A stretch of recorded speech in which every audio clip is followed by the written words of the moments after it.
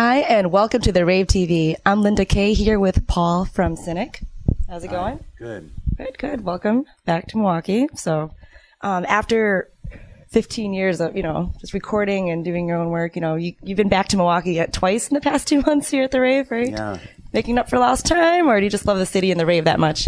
Well, actually, we had nothing to do with both visits. We were doing support tours, both of which were booked prior to us even being on the tour. So, curiously, on this tour, we had 3 of the same venues as the last one. So, luckily, most of them aren't the same, which would have been kind of weird. But so, yeah. Have you gotten a chance to really explore the Rave at all? All these different rooms? Yeah. We got the big tour from one of your people that work here the last time, and it was really cool. We saw numerous rooms, including the boiler room, and I was just showing another friend the pool scene. So it kind of seems to be you guys are expanding by the moment. You're tweaking and kind of taking advantage of the space, which is cool. See any ghosts yet? No, but I've heard. I've heard about it, yeah. Maybe tonight. We'll see. So I just want to bring up your album, Traced in Air. So it's your second album since your debut, Focus. It's been 15 years. Can you tell us about how it all came about? Basically, it was a series of synchronicities that put the band back together. Cynic was not a part of my life at all. I had shut the door completely, and over a course of a 2-week period in 2006, Cynic appeared numerous times in the form of, first of an email from a Russian fan who emailed us at our another email address for another project we had, and said that he had a dream. He saw us reunited at a festival, and he wanted to share that with us, and was just kind of putting it out there kind of thing. And then right after that email, Sean and I had the same dream where we were performing as Cynic, my drummer, who's another original member of the group.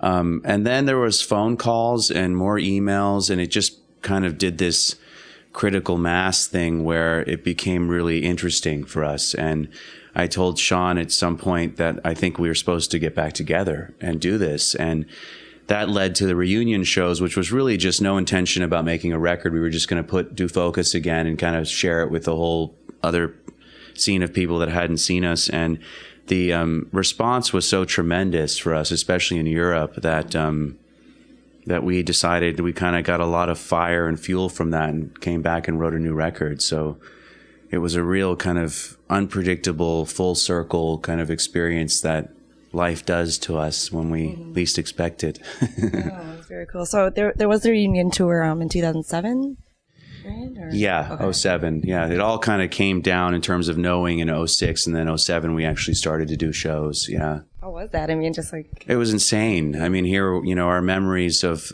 Cynic was a really rough time in the 93, 94, where we were not really understood. We had a little following, but it was pretty rough out there for us. And here's this first show we did in, I guess it was 13 years then, and we're playing in front of 10, 15,000 people, and they're all singing, the chorus to the first song we opened with, Veil of Maya.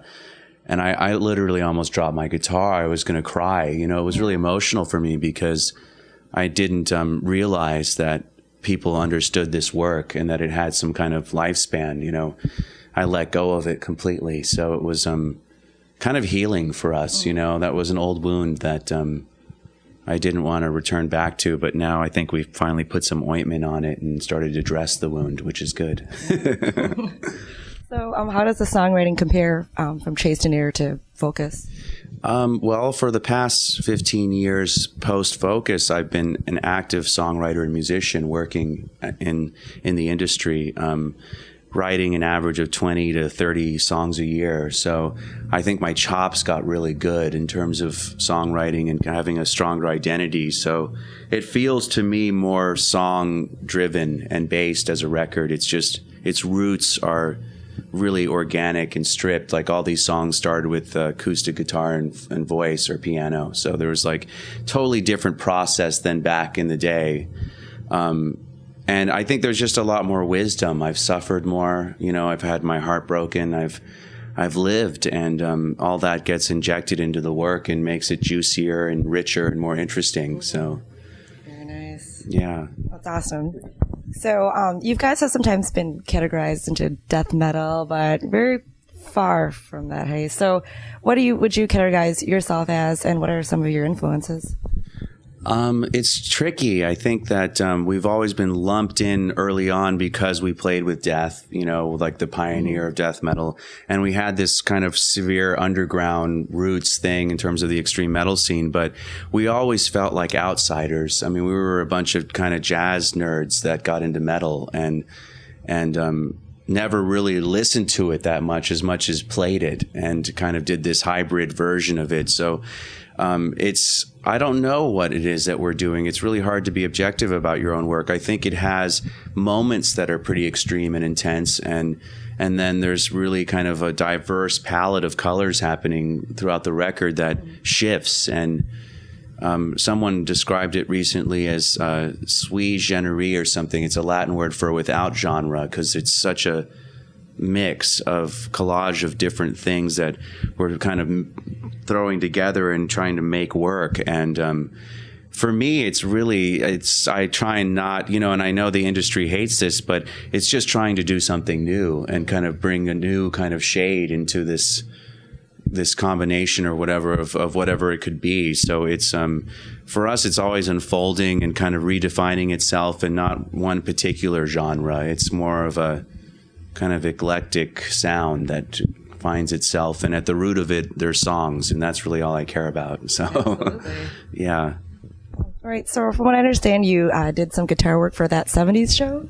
Yeah, That 70s Show and Third Rock from the Sun. Okay. Those were my two main gigs for about 10 years when I first moved to LA. Mm-hmm. And then I did a lot of I had a Discovery Channel kids show, and did a lot of library music. We were working as session musicians for a long time, so that was my bread and butter for a while there. Well, how was that experience, just doing all these different projects? It was good. It was good to exercise my kind of skills in a different way, because I had studied so much, and I never really got to kind of see where I was at other than in a classroom situation or with a teacher.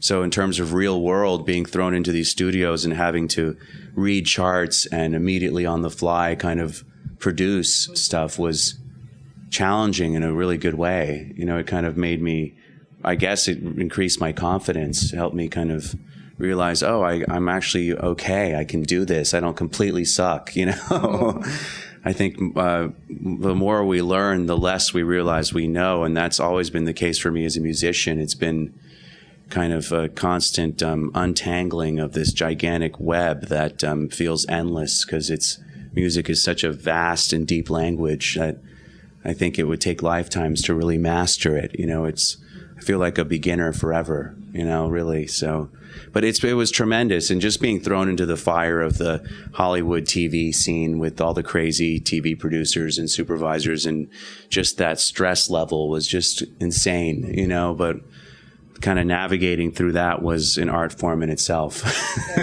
Yeah, we here, us in Wisconsin, love That 70s Show. It's based off, exactly. The fictitious city here. So it's cool. Yeah, awesome. So, all right. So, what's next for Cynic? Touring a lot more. We're still on the heels of this release. It came out at the end of November. So I know that we're going to Europe, and we're doing a stretch of dates with Dream Theater, which will be really cool in the summer. And then more touring here probably in the fall. So we're just kind of in promo mode, and then potentially another record. Absolutely. Yeah. Can't wait. Me too. All right, Pavel, thank you for hanging out. Thank you. Spending time with us. Have fun tonight. Thanks. Make sure to explore some more of the rave. Yeah, we will. Sounds good. All right. So, and thank you for watching the Rave TV. Make sure to check out Cynic's latest album, Chased in Air, and we will catch you next time on the Rave TV.